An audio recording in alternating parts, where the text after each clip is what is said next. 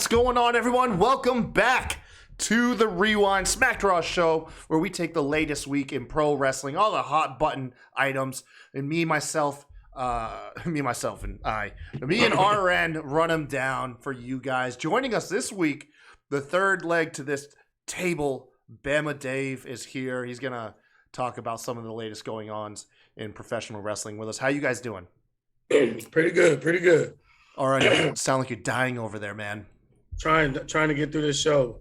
But on a great note, starting out the year with the last three of the Smack Raw podcast. I don't think the three of us have done a show together in it's been a while. A long time. Yeah. You guys know him from Check Your Temperature and all the special episodes that get put on the Smack Raw's YouTube page. BamaDave, the most professional interviewer in the podcasting professional wrestling broadcaster. There we go. What's up, Bama? I'm doing good, man. Roll Tide, going to the national championship, going for number 19. We're better than you, and you know it. So, but unfortunately, I'm nervous because Georgia had nothing to lose. We had everything to lose. That's why we played our hearts out. Now they have everything to lose, and they're the better team. So we'll see if we can get this done. Hey, man. Well, best of luck to your team, of course. Yeah. Really quick, man, and this is also extended to everybody in the chat, too. We are live right now on twitch.tv/SmackedRaw. Go ahead and give us a shout if you're in the chat, man. We'll shout you out. We already saw the EJ's in here. Kyle from Apron Bump. Maverick says, please believe in Roll Tide. There we go. Yeah, that's Mr. Eric. He's a fellow Alabama fan and pro wrestling fan. He's a good guy. Yeah, so if you're watching live, man, make sure to give us a follow. We just hit 100 followers on Twitch. Super grateful to you guys. Thank you so much. Let us know how your holidays went. RN, so we had to take a week off last week. I was sick. I thought it was just like bronchitis, and then it turns out I actually had pneumonia. Don't play with that. No. Luckily, they caught it early, and I'm fine now. Like everything. This is honestly the healthiest I've felt in like probably a month. But how was your guys' holidays? Mine was good. I had the kids. That was good. Right. We normally do all our stuff Christmas Eve, so got it out the way and hung out. I definitely enjoyed the 4 or 5 days off I had for sure. Did you do anything for New Year's? We actually got a tradition. My girlfriend's best friend from college, she lives in Columbus. And we literally go up there. We don't even get dressed. I mean, we pretty much stay in our pajamas, eat and drink and watch football and stuff like that. And it's, like I said, it's a tradition now. This is our 5th year doing it. So fantastic, man. Sounds like a fun time. Bama, what about you, man? How was Christmas and New Year's for you, man? It's always a blast. We make it a roll trip. I take one of my Sundays off, and we left on the 22nd, and we spent a few days with my mom and dad. Then we spent 5 days with her mom and dad, and we came back and spent 3 more with mine for New Year's and Christmas. So same thing as RN. We sit around our pajamas half the time, eat a ton of stuff we shouldn't be eating, and watching a lot of football, watching a lot of Christmas movies, and just enjoying time with family together, it's tough because my wife and I, since we got married, we've always been in another state doing ministry. So we never have the family next door. And so we try to make it a big deal. So when we're there, we basically nag them and bug them so much because we all miss being together. So that's awesome, man. Yeah. My Christmas was pretty low. Like me and the missus were sick along with DJ. But come New Year's, I was feeling much better. Me and my oldest, I didn't go out and party, unfortunately. I didn't get Me neither. But my oldest son and I kept him up. He's like 6. So he experienced the ball drop for the first time and stuff. And nice. It was fun, man. It was pretty fun. I'm looking forward to the new year. By the way, this actually is going to segue into something that I was planning on bringing up to you guys on air. I was thinking of an idea of a show that we could do. And you guys let us know in the chat, live chat, what you would think about this. And then, of course, if you're watching on YouTube, which, by the way, subscribe to YouTube, youtube.com/SmackedRawPodcast. And click that bell, please. Yes. I love how the subscribe button goes straight over Bama. Like it's like a sensor. Well, come on. They subscribe to see me. Let's be honest. So I'm just kidding. But I was thinking we should do an episode this week where a combination of us three, whether it be me and RN, me and Bama, or all three of us, however we do it, but we give our 2022 wrestling predictions. We come up with a couple ideas that we think will take place in the wrestling world this year, whether it be storylines, mergers, departures, you name it. We just have some fun, take a couple of guesses what's going to happen this year. Let us know what you guys would think of that show idea. Yeah. I'm into it. We revisit it. We do the recap on it at the same time, the same day next year. Yeah. See what we got See right, how many picks we got right. Exactly. Right.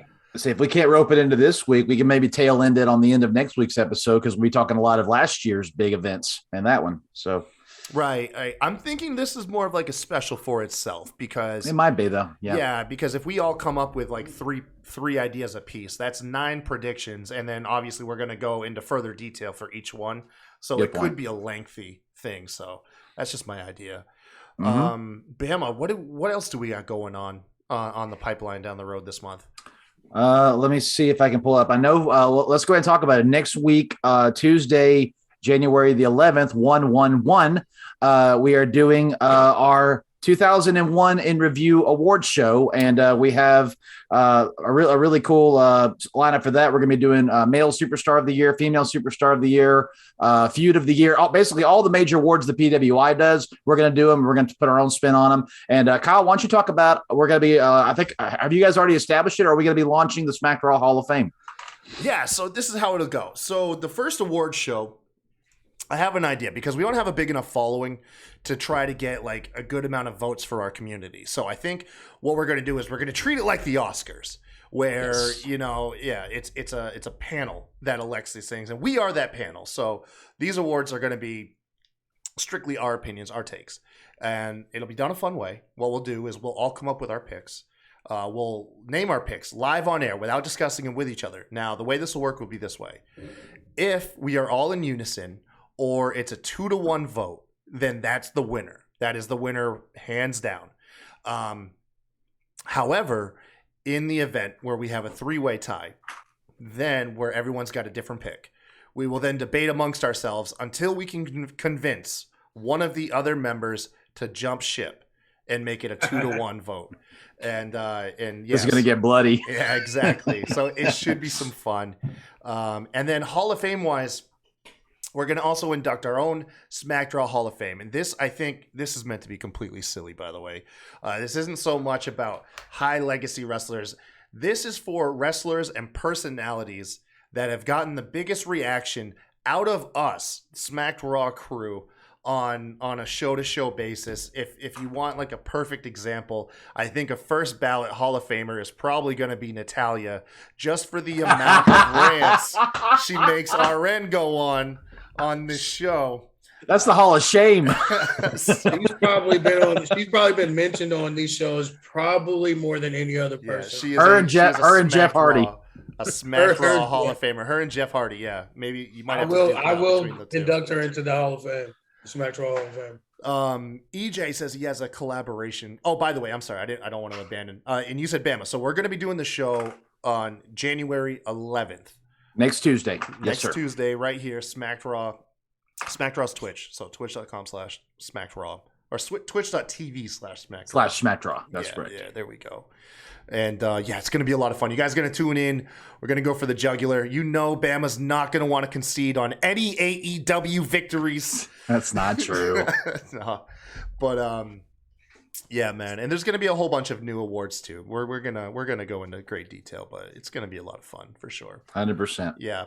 EJ in the chat says he has an idea for a collaboration. Instead of doing the best matches of 2021 countdown, how about we build a 7-match card of your favorite matches from all pro wrestling without repeating wrestlers or titles? So we create the perfect pay-per-view of existing matches that took place in 2021, right? Not a bad idea. Yeah. Not a bad idea. So this is like, if we were to take all the matches without repeating wrestlers, create a card. Yeah, I like that, EJ. Oh, man. Then you're going to argue what's the main event, what's the opener, all of that. Yeah, exactly. Yeah. I like that idea. That's pretty cool, man. No one steals that. Nobody steals that idea. So EJ's a creative guy. So EJ, if you do it before us, that's great. Otherwise, we might do it. All right. You guys came to hear us talk about some actual wrestling stuff. So let me run down some of the things that we're going to discuss tonight. We'll probably open the show with the most controversial topic. That's going to be Tony Khan's Twitter disaster from New Year's Eve. We're going to touch on Tony Storm's departure too. Maybe dive into some of the conspiracy theories out there. We'll touch base where you guys are in football wise, NFL, and then of course college ball for Bama. Bama, you're going to update everybody about the Smack Draw Predictions League that just came to a close for this season. I can't wait to talk about that. Yes, sir. And then, of course, we also have day one thoughts, New Year's Evil thoughts, and then matches of the week, promos of the week, and clip of the week, too, by the way. Let's kick it off, man. Tony Khan, that's a hot button item here. Man, so Tony Khan really, to put it lightly, shot himself in the foot. Recently. And then stuck his foot halfway down his throat. God damn it! Oh my gosh! If you live under a rock, Big Swole came out recently with on Fightful.com, Fightful Select, and they asked her, what led to her departing AEW or not renewing her contract, and she gave some honest, fair criticism that stuff that I think most people have discussed along the way, a lack of direction, creative wise. The lack of prominent roles that people of color representation in AEW, being two of the major things. And then of course the third one too is not just the people of color, but the women's division in general, which these are things that I think most AEW fans have already been aware of. This is not like it's new news. Well, and that was another thing too. Like there wasn't news because even AEW fans complain about the things she says. So it's like, well, the open-minded ones that actually are willing to look at it somewhat objectively. Yeah. Right. Yeah. So, if you guys didn't actually catch, by the way, you guys can't see the title of the stream. The title of the stream literally says Tony Khan kills AEW. Question mark. Yes. Tony Khan comes out. Do either of you got the quote in front of you really quick? Because I do not want to paraphrase. I would rather give me 5 seconds and I'll go get it. Yeah, I know I've got. You don't even have to. I can just say he basically paraphrased and saying that some of my best friend's black, and I guess that's pretty much the best way to sum up. I got it right here. Yeah, no, I got it right here. So it's like a 3-part tweet, man. What a roller coaster of a terrible tweet. Yikes! But it says the top 2 AEW execs are Brown, myself, and Mega. Then we got Jade, Bowens, Caster, Dante, Nyla, Isaiah, Mark Quinn. All were on TV this month. The TBS title tournament has been very diverse. I let Swole's contract expire as I felt her wrestling wasn't good enough. Changed your team from 6 months earlier, buddy. Holy moly. And then he to just pour salt in this gaping wound. Hashtag AEW Rampage Street Fight tonight. Goes on and plugs the show. What the fuck, Tony? Man. Oh, dude, I don't even know where to start with this. I can start. All those people he named, yes, they did. No, he said they have won on TV, but it was darker elevation. Yep. Well, not only that, what he's talking about is all these people have had prominent moments on television, not prominent roles. We haven't had really anybody of color in representation that's prominently featured in title pictures, who's on a semi-regular, if not regular basis. I was gonna say the thing about it too is the Brown comment. Like, bro, people can be racist towards people of color and be a person of color. I think this is a combination of two things, and I am not, before this comes out, because I know some people are going to perceive this as I'm trying to defend Tony Khan. No, this is not a defense. I think this is a combination of two things. God help me, I please hope alcohol's involved in this fucking tweet, and this was not like sober thoughts. But B, the man has proven time and time again he cannot take criticism. Like, the dude cannot handle criticism. No. Not at all. And that was my thing. Like, she didn't say anything egregious. She didn't attack him specifically. Mm-mm. She just said what literally everyone that has any type of criticism against AEW, these are the top 3 things that they say. So it's like, that was the part where I didn't get like his response, like how, I don't know, I guess hostile. Yeah. Like how like fast and how like hostile he was about his super response. defensive. No, it is. It is extremely defensive. Yeah, it came off to me as he's tired of hearing it. Because I don't know if you guys, I don't know if you guys listen, but that media call he did before Full Gear, when that girl brought up the question of what do you think about doing an all women's pay-per-view, he was like, before you even say another word, I just want to let you know that our women are highly featured. We got the TBS tournament. I'm like, dude, answer the question. You don't have to go on a tirade here. So, no, I think that's what has come in time and time again. And now, granted, listen, man, it's definitely hard to put yourself in the shoes of like a billionaire, you know. Right. Obviously cut from very different cloth, but yeah, like it goes back to the same thing I said before. Like, I don't want to say that's his mindset, but like from what he said and how I took it was, what are you talking about? They're on TV every week. Right. Like he didn't hear he didn't listen to what she said. Well, obviously not. He went on to disparage her and say that that's what I'm saying. He felt her wrestling wasn't good enough, and which is the same thing that basically all people of color say when we have these type of issues and address the diversity thing. And like when people say, well, you have this, like, yeah, we have that, but we don't have that how you have that. Right. So like I said, like I don't watch Elevation or Dark. I even brought this up in our group chat this same week before this happened. Like I just realized if I want to see a black person win on TV, I have to watch Elevation or Dark, and all you guys laugh at me like, where the hell you been? I did not know. I wonder if this comes from any of the essentially, you know how Vince McMahon structures himself around a bunch of fucking yes men, glad happy yes men. Right. I feel like Tony Khan has done kind of the same thing, but on social media. Because you see the Tony Khan fanatics. Like when the man comes out, takes a shot at WWE, like just like the blind appraisal. You know, Bama, you make fun of me for being a shill all the time, but I am in love. Yeah, but I am not even close to some of the people out here. No, you know what I mean? Coming out here. Greco and Busted Open is a prime example of that. Like he never criticizes AEW whatsoever. Like, and even when Bubba comes up with literally factual things why it's not good, he finds some way to spin it. Yeah, like you know what I'm saying. Like, and even when he has Tony Khan on, he's literally taking a facial from him every week that he's on. Like, it's conveniently, Mark Henry's been quiet about this because I'm sure he's trying to find a way to build his platform around it without getting himself fired. Right. So. Exactly. No, like you got people quote tweeting this, like, like boom, mic drop and stuff, like completely fans of just the brash behavior. But I mean, this is where you really start to and again, it doesn't help. And people are going to say, well, we've heard this since day one too, but it doesn't help that the board of people around you are also active talents in the ring. Your EVPs are the tag division coordinators. One of them is a singles division coordinator. He's also the TNT champion. The other one, traditionally, for the most part, books the women's division, which is Kenny Omega. All of these guys have been multiple time champions, and they've held the titles almost a year or so into the existence of a 3-year-old company. That right there, if it's all about getting away from WWE and creating a platform for other talent to have the spotlight, then why are you taking it?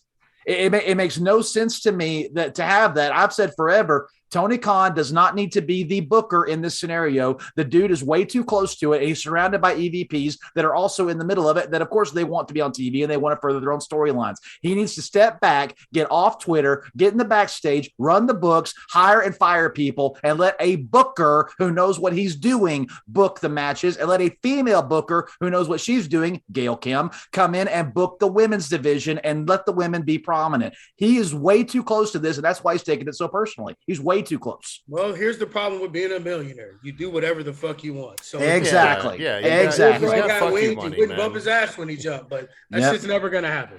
And he's got something to prove because he's an ECW fanatic, a WCW fanatic, and he hates Vince McMahon. He's got something to prove. Well, how about this? Let's make some broad statements here. And this might actually bleed over to the 2022 predictions episode. How should I put it? How far back do you think this sets AEW? Depends on how quickly they put their next star on TV. I'm gonna be honest, I don't think it sets them back at all. Same here. I don't think it sets them back at all. Nothing. Like it's a blip. Once again, to quote the great Dave Chappelle, Twitter's not a real place.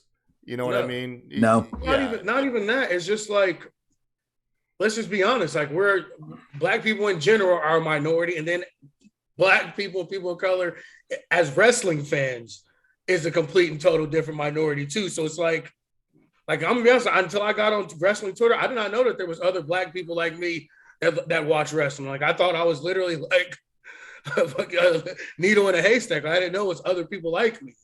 But like I said, it's still such a small sect of people. Like this isn't gonna make any waves or hurt them in any type of way, because it's just like, I hate to say it, but it's business as usual in the wrestling business. And our world moves so fast, especially on social media. When's the last time a headline kept your attention more than a week or 2 weeks? Yeah, it's just really hard to get past this. And before my shit gets taken out of context, I agree with RN, but for completely different reasons. Before I'm like, between black fans don't matter. No, that's not why I agreed. No, I didn't mean like that is not a t-shirt. I didn't mean black fans. That's not what I meant either. I just meant that like there's such a small sect. Like even if all of them decided not to watch AEW or just anything, like it's such a small. I know what you mean. In the overall, it's a small demographic of their overall fan base.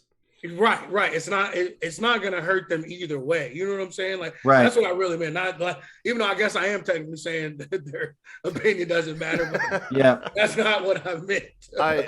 I'm more or less kind of leaning on with Bama here is like, I do think good will come out of this, because there's no way the black superstars or wrestlers, excuse me, I'm do too much WWE, the black professional wrestlers around him and just the people working in backstage are going to really let this slide. There's going to be people close enough to be like, to check him and be like, look, we need to have a conversation, because if you want me to support you and support this company and continue to share this vision that we originally laid out, you can't be going on there online and you can't be being so crass towards your former talent. You know what I mean? Right. But to me, it's like that conversation also needs to come from not a person of color.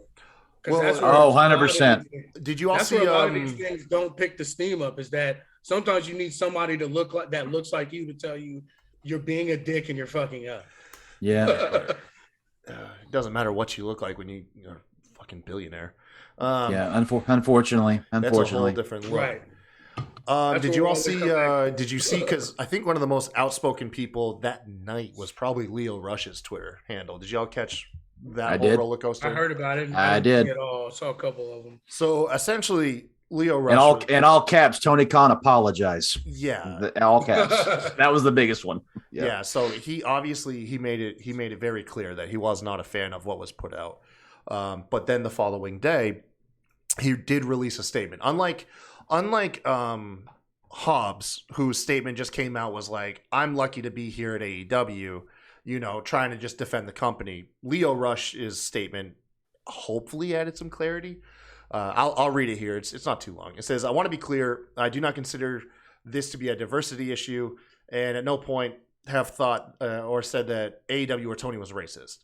We can all clearly see that wrestling as a whole and the AEW roster is perpetually diverse. The issue at hand was a racially insensitivity issue. Haven't spoken to Tony. I gotta say, is it Mega? I think he meant Megan. I'm not, maybe. He says, we have discussed the endeavors to further understand the struggles of the black community. I am grateful to be able to understand more about Tony and Mega's own ethnic backgrounds, and glad that they are actively seeking input from an African-American perspective. Maybe it is Mega then. Yeah. I am proud to work for a boss and company that try to make these strides in social equality. I look forward to working with Tony, keep making steps towards positive change. I pray that 2022 is a year of positivity and change aspects. I just wish it wasn't Leo Rush. But he's usually the most outspoken person. He doesn't seem like an apologist to me. You know what I mean? He's just like one of those guys that just always feels like he's just looking for the spotlight. Yeah. But that's like the first time I've heard him take such a positive stance. Usually he's the first. What he's saying is what I was saying too. Like Tony's stance was, I put black people on TV every week, blah blah blah. Yeah, but you don't put black people in prominent roles on TV. And then when you give them a build or a push, then you immediately forget about it a month later. Like, right. And that's whatever came of Scorpio Sky's poker chips. Somebody please tell me whatever. Right. That's what I'm thinking. That's what I'm saying. Like sometimes you need people to point out like you're wrong and you're right at the same time. Yes. Like, yes, you do put people on TV, but They're on TV shows that you have to search for to find. And at the top of your card, there is nobody on. None of those people are at the top of your card. So, like I said, yes, he's right. He does put a lot, and there is a diverse as hell roster. But the top of that card is all white. Well, a white dude painted green. But they're still all white. So how long till we get AEW's Hurt Business Light as like a direct response? How long did it take the WWE to do it? Oh, like Jesus! Well, how long Taz from the was nation their to Hurt Hurt Business? Business That was like 20 years, wasn't it? Yep.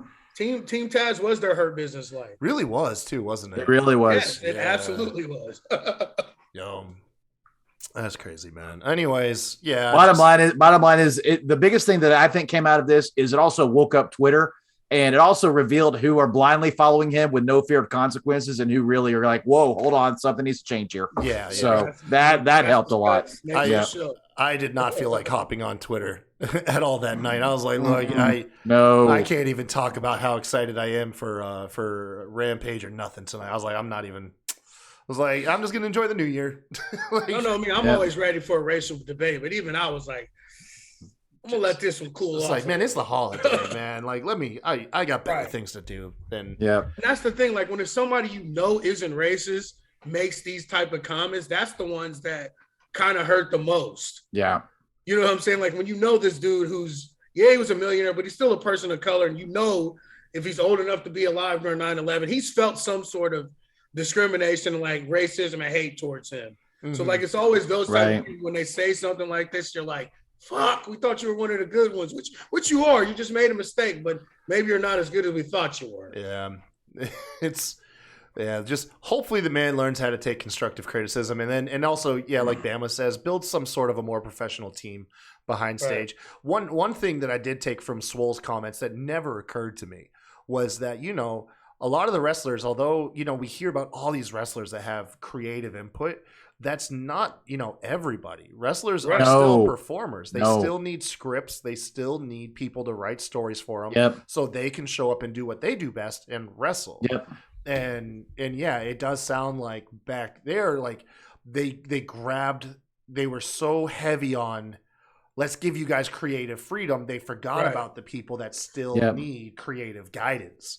If he hadn't attacked her, like he could have saved himself, and like all of this could have been forgiven, and like you said, not been taken so lightly if he hadn't attacked her the way he did. Because how the hell are you going to tell me Big Swole's wrestling fell off? No. Are you kidding me? No. Are you kidding me? I was at Fight for the Fallen, and Big Swole got the second largest pop of the night behind Thunder Rosa.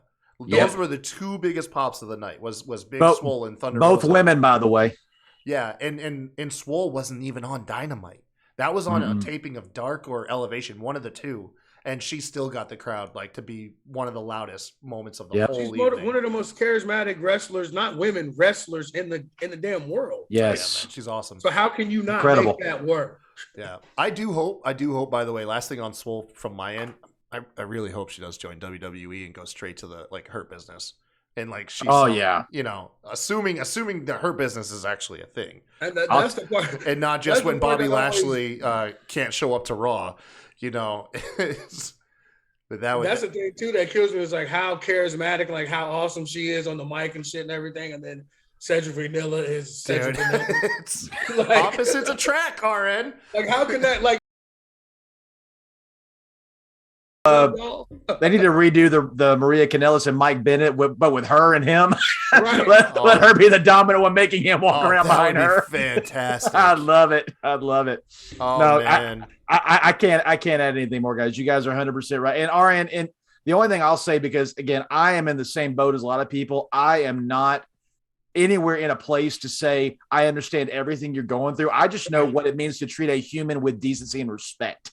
And that's my thing. If he had just come out and said, Swole, I hear what you're saying. I don't know if I 100% agree with it, but I validate it and I respect your opinion. Can we please talk about this sometime? And not on Twitter. Don't say this, by the way. But can we actually talk about this behind the scenes? I mean, It's ridiculous. That's my thing. Why is it that every time anything good or bad happens in this man's life, like Donald Trump, he picks up his phone and goes to Twitter? Right. That's the biggest problem, Tony Khan. Put the phone down. That's the clout, man. He's got the clout. He's got the blind followers, man. Right. That's the thing. Yep. Somebody who decided they're done following orders is going to be Toni Storm, however, who's recently departed WWE. Apparently, she was at a house show, had a championship match with Charlotte. Correct. Yeah, Charlotte. And Sasha Banks. I think it was a 3-way, I want to say. Yeah. And she just had a televised one on SmackDown against Charlotte and gave Charlotte all she wanted in that match. It was a great match. Man. And yeah, apparently she went home from that house show, flew home, and called it a day. Toni Storm's going to be a huge loss for WWE. I'm not going to lie. Not surprised, man. Not surprised. No. We don't know exactly what caused this. So I'm going to let speculation run wild. Well, no, there's a couple things that's coming out where she said she's burnt out. Like she's just like, she's tired. She had told them that she wanted time off. And of course, this happened like when they were cutting everybody. And they're like, not actually, where you're going to be on TV and traveling a hell of a lot more. Cool. You're going to give me a good role in the company? Well, we're going to let you eat some pies in the face and look like an idiot on television. Like, all right, yeah, you're really adding not saying someone would quit over that, but if you're already like, look, I'm kind of over this, right? You know, and they're treating you the way they're treating you creatively. Did either of you listen to her interview with Ryan Satin on Out of Character? Not yet, no. They recorded it a month ago. It just went live this past Monday. Go listen to it. All of you watching, go listen. You watch on YouTube as well. She made two very distinct statements in that. One that she made was, it gets really boring and really frustrating sitting in catering all the time.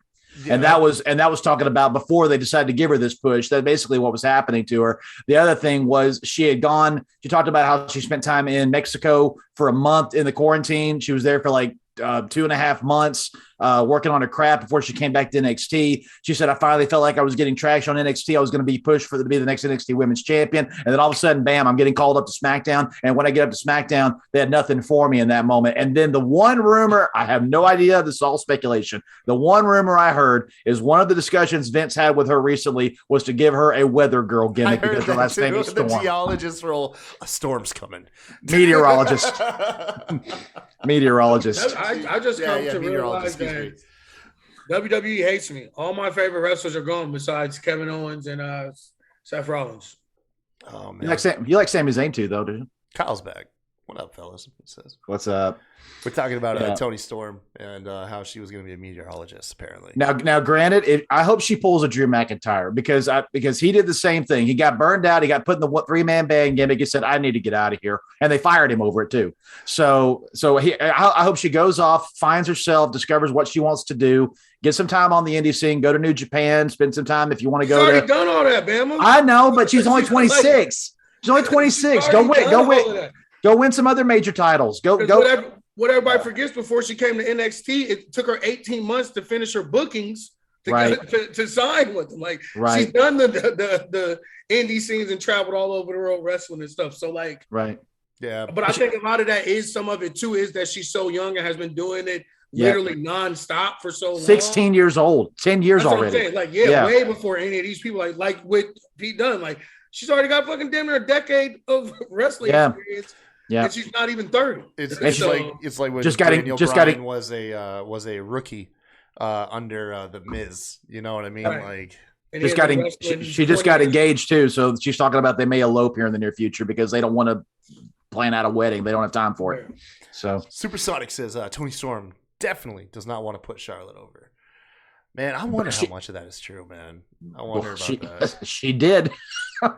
Speaking of Charlotte, she doesn't know how to put any talent over. Yeah, unless you're one of the other 4 horsewomen, I agree with you. Unless you're another 4 horsewoman, then I don't agree with that. I think these matches with Toni actually showed that. Like she was giving, and she was having good matches with someone other than Sasha or Becky. Yeah. Like, I thought she let Toni pin her to get that championship match. Charlotte will put you over. Man, I don't know, man. If Charlotte likes you, she'll put Charlotte you likes that. That is the key, and I think she did like Toni. Saying, like she was really giving she let her. She was doing things that most people that only Sasha to do, coming off the top rope, embarrassing her, putting it like, you know what I'm saying? Like she was, that's why it kind of caught me off guard because I'm like, damn, Charlotte really likes her. This could actually, even though we know she's probably still going to lose, but it won't be like Liv or somebody when she loses and she just kind of is there. Like, I think this might actually elevate Toni because everyone loves her. She has everything. She just needed that stamp of approval from the WWE main roster, and I thought she was getting it. That's why like this kind of like caught me off guard. I'm like, they're actually pushing her. Like, even though they did have the dumbass cake thing, but I mean, like, she's been having some bangers with Charlotte. And normally Charlotte, like you said, Charlotte only has bangers with the four horsewomen. Everyone else is like, it doesn't matter how good that match went though. When you Bianca Belair. When you eat two pies to the face and you don't even try to attack your opponent, and then the next week you just simply pie them and you have the line that says pie back is a bitch, I'm sorry, your ceiling just came way down. You know what I mean? The only choice you have after that point is to beat Charlotte. I don't care how good that match goes. You need to win, and you need to parade that gold for a minute to get some of your momentum back. And it's like I said, it's the issue I have with besides Bianca Belair, I have not seen a female talent that has failed to conquer one of the four horsewomen, but yet somehow get elevated into the same conversation as level of talent as them. Right. They all are kept at a C+ or B- to the A level. Four horsewomen. The only other person I think now that's included in the four horsewomen is Bianca Belair. Well, last year Rhea Ripley got there, but then they cooled on her real quick. Went back to a B-. She ever got there. B- at best. That's what I'm saying. I don't think she ever got quite there, and I think she's the one that a lot of it was too, like you said, Bianca's charisma and what she can do is on the level with the four horsewomen. That's why absolutely is. She was able to break through. The rest of those girls don't have, and that's why I kind of glad you got to see that too, that they weren't there. But also, she has what it takes in the ring and can fuck all of them up in real life and in kayfabe. And that's why you have to let them win. Let them win and get a run. Let them look dominant where it counts. You know, instead of just you're the person that always comes up short. Because you know what? The men's division can have that, but at least they have a U.S. title or an Intercontinental title they can fall back on to add some legitimacy to them. The women, all they have is the women's tag team titles, which honestly push you further down the card. You know, it doesn't work. And that's why I'm so vocal about my disdain for where the four horsewomen are, is because we're not far off. They're going to be gone. And just like when all the part-timers left, you're going to be left with a roster with nobody that's on that level. You know, you're going to have just a flat division. And it's like you're wasting time, man.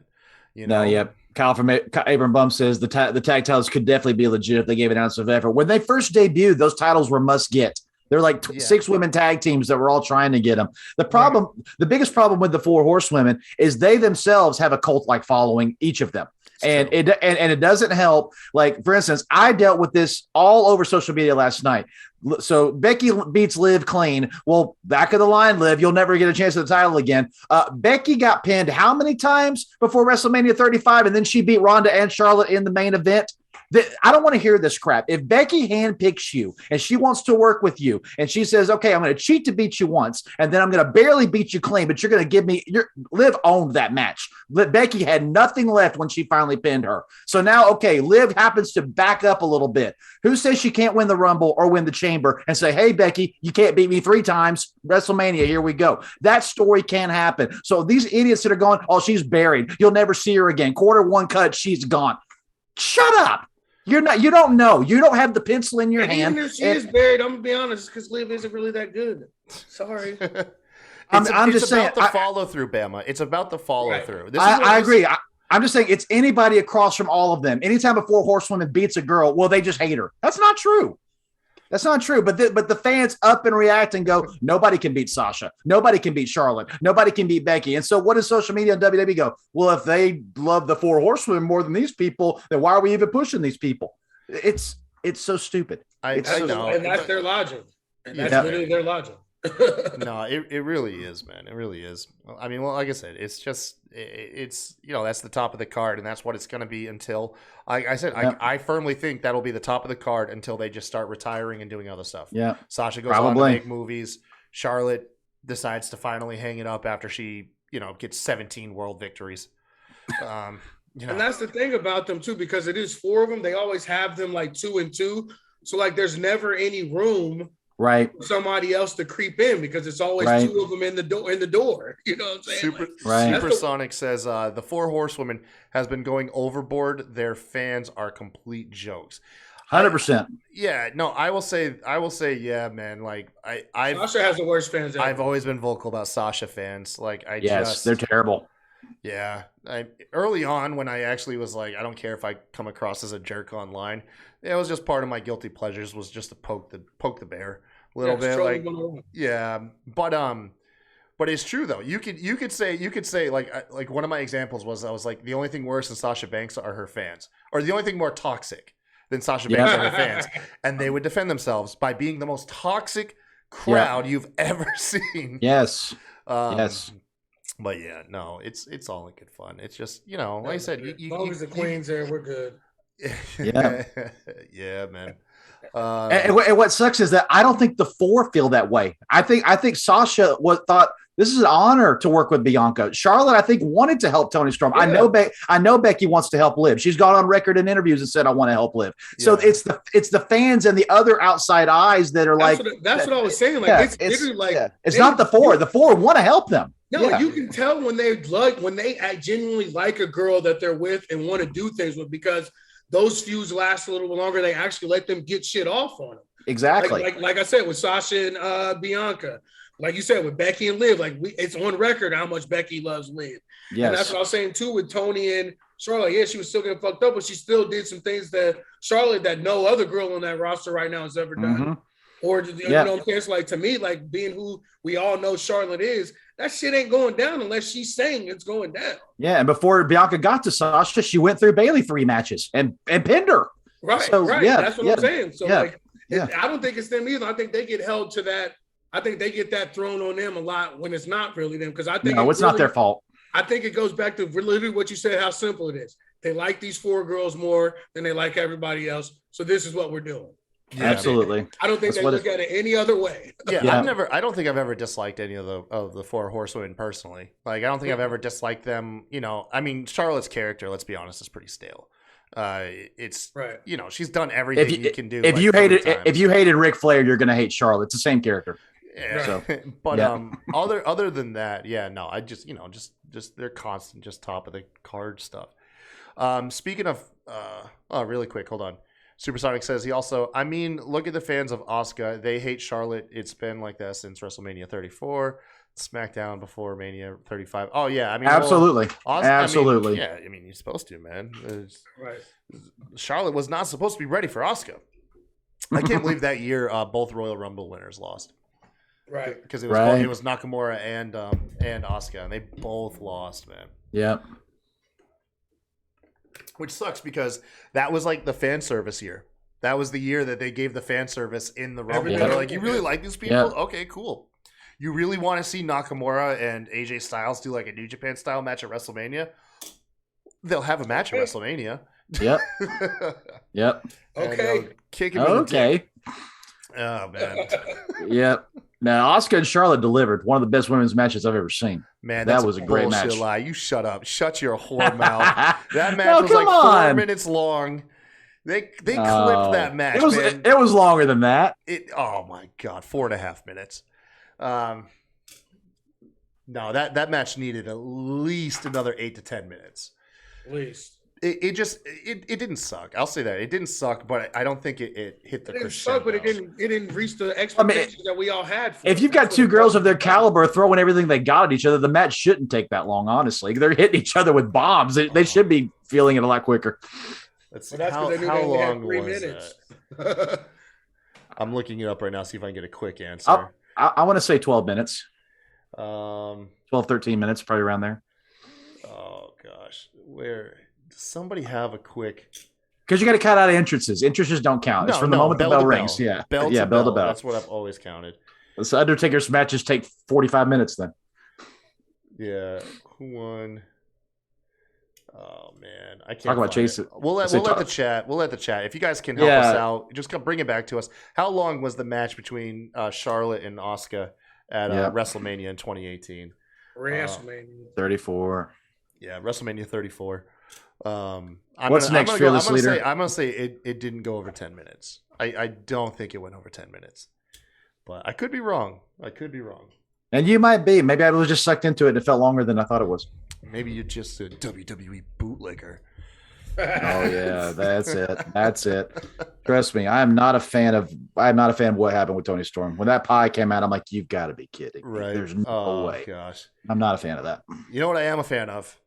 What's that? The Patriots, man. We're in the playoffs. Yes. All right. Of course, every time you got Belichick, you're gonna have a shot. Best coach in the NFL's history. Hell yeah, man. I'm just happy that the Bills so far did not finish number one. They're tied with the Patriots. God help me, man, if the Bills have a better regular season record than the Pats. Can't do it, man. Can't do it. How y'all's team is doing, man? I don't know. I don't watch. You don't watch NFL? Rarely. When we get to playoffs, I'll start watching maybe. And I'll always watch a Super Bowl. But okay, Ed Free says Wikipedia says 13 minutes 5 seconds. Nailed it. Damn it. Nailed it. Ed Freeze, is that with or without entrances? Okay. It can't. No, it's without. It's got to be. He's like, that's with entrances. It was actually like 4 minutes and 32 seconds. Yes, but with both their entrances being like 7-8 minutes each, the match is over. So. Oh man.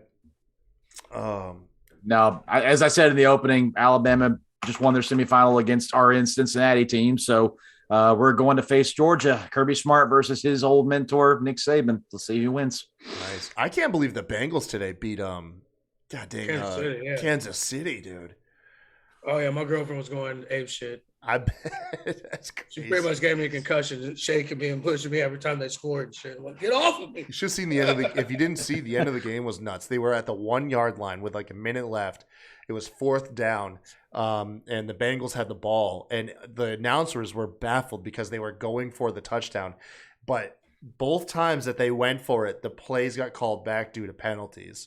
So finally, the first one was offsetting penalties. They had to replay. Yeah. Oh man, no, it was nuts, man. And then they spiked the ball with like 2 seconds left, one via field goal. But that was crazy, man. I never thought I'd see the Bengals beat freaking Kansas City in 2022. Yeah, it's no joke. But that does bring me to the clip of the week, y'all. Did y'all see what happened with Antonio Brown? Oh, did we ever? Earlier in the I've chat. already made several memes. Oh man, using the images. Yeah, who was it? Eric earlier in the chat was trying to let us know. He says Antonio Brown walked off the field during the Jets game today. He just walked off the field.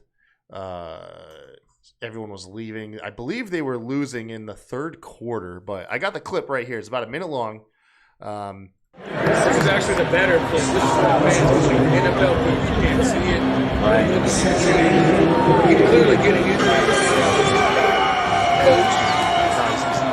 Evans is trying to calm him down. No, Evans is trying to calm. That's what I'm saying. Evans comes in to calm him down. I think he was arguing with the coach. He strips off his gear. He throws his jersey and shoulder pads into the crowd. Yeah. Walking back on the sidelines towards the field goal, takes his shirt off. I'm still here, by the way. Bizarre. Just tosses it to the field.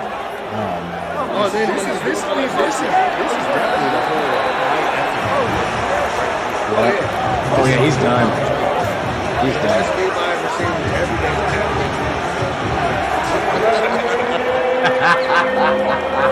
That's the crowd cheer.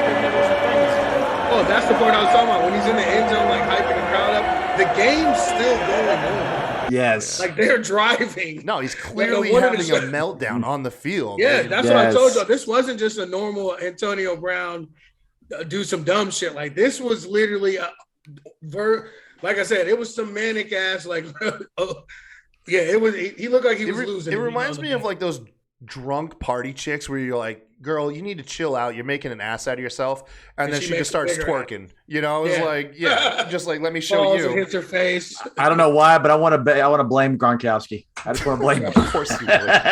I told them earlier before we started recording, it just reminded me of when Ricky Bobby gets in the wreck and he thinks he's on fire. Yeah. Help me, Tom Cruise. Help me, Jewish guy. So the reports have already come out, man, that says the coach, Bruce Arians. Oh, yeah, he said he's no longer a Buck. Yeah, he's off, man. He's off the team, bro. He's done. He's benched. Well, in his defense, he never wanted him, and because they both were at Pittsburgh at the same time when Antonio Brown started doing all that dumb shit in Pittsburgh, like he did, like went Facebook Live doing like one of the post game things with the. Oh my gosh! So like he already hated him, but like Tom Brady was pretty much like, "No, you're gonna go get Antonio Brown." So and they did. The early rumor is that during Brady's drive in the third quarter, he essentially was aggravated. He got benched. That they were losing and that he got benched. So, so you quit. Just, breaking news: I am about to win this fantasy league I'm in. I was the 6th seed. I beat the number 1 seed who was 13-1 to get to the championship. I'm playing the number 2 seed who's 11-3, and I'm about to beat him by 4 points. All right. Let's go. Bring it down. Any money in that pool? Yeah, 300 Christmas recovery fund. Let's go. There we go. I guess. Start off 2022 with a win, my friend. I like it. I was losing by like 20 points before we started this, and Devontae Adams is just torching. He's torching Minnesota at halftime. He's already got 25 points and 100. He's got 118 yards in the first half. Good God. Nice. Okay, I thought you meant Devontae Smith for a second. But no, Devontae Adams for the Packers. Okay, yeah, Devontae Smith's a Bama boy. That dude could fly. He's an Eagles fan, so he's an Eagles now, so he's dead to me. Damn, man. I need to get me in. I need to get in fantasy. See, I'm always too scared to play those stuff, man. I'd do it with y'all, but I'm not putting any money into it.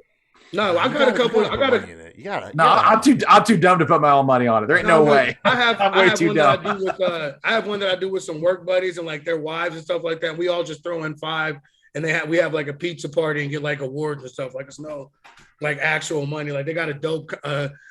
You did like I'm gonna have to get the winner's name tattooed on my neck. Like oh no, for like a week. No, it's not a real tattoo. Like we found the shop where you can get like.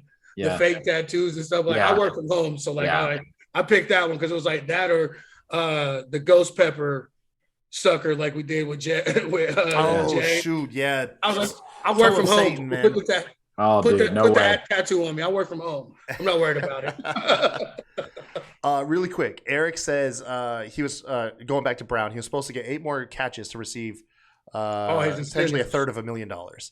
I saw that. And then Ed Freeze, dang it, fact check me again. He said he went to Peacock just to double down on this, and bell to bell is 1305.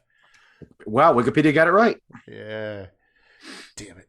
No, man, no. If we did it, the winning prize is a championship belt. You kidding me? With us, we have to do that. We'd have to get a belt medal to each other. No, that's the fee. We all chip in so we can get a Smack Raw championship. I saw a thing they'll do a custom Smack Raw belt for like $200, man. That's what I said. If we all cost that much. Get it played. Next year, we'd spend a hell of a lot of money mailing it to each other every time. Oh yeah, we would. It'd have to be defended only like 3 to 4 times a year. Right. You know, actually, you know what it could be defended with? Bama's Prediction League. Look at this. Oh, there you go. Man, nice segue. Nice segue. Bama, tell us about this Prediction League, man. So, Kyle, you started it. So, how did it start? We just did we had a group chat, had a bunch of people say, hey, you know what? We all like to do predictions and our thoughts on like who's going to win pay-per-views and stuff like that. But I said, let's keep it continuous through every quarter of the year.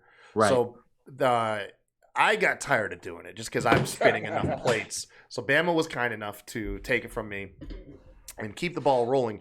What span did we just run this one from, Bama? We do it in thirds. So we when I took it over, it was from WrestleMania to SummerSlam, and then we just finished post SummerSlam through day one. Okay. And our final season will be New Year's Evil this Tuesday, running through WrestleMania 38 will be the next season. So we do it in thirds.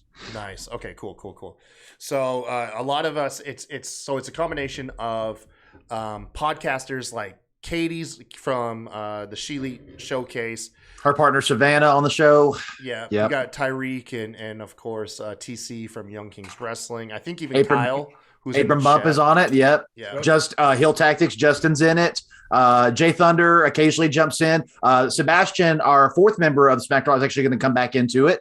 So that'll be fun to have him. So yeah, Bama, go ahead. Run us through like the top 5 that got predictions.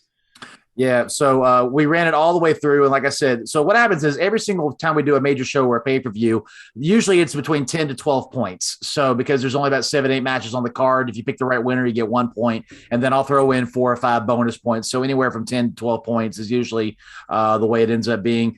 So the top 5 winners this year, RN was in 5th place, and then 5-time 5th place, and then like I said earlier, Justin Hill Tactics was in 4th place. I came in 3rd. Kyle, you came in 2nd. And then for the first time ever, Mr. Chris Dees from It's My Wrestling podcast came in 1st place. He just joined the league this past season, and he won. God, so I hate Chris so much, too. He's a smart guy. But yeah, so almost every one of them have said they're going to come back in.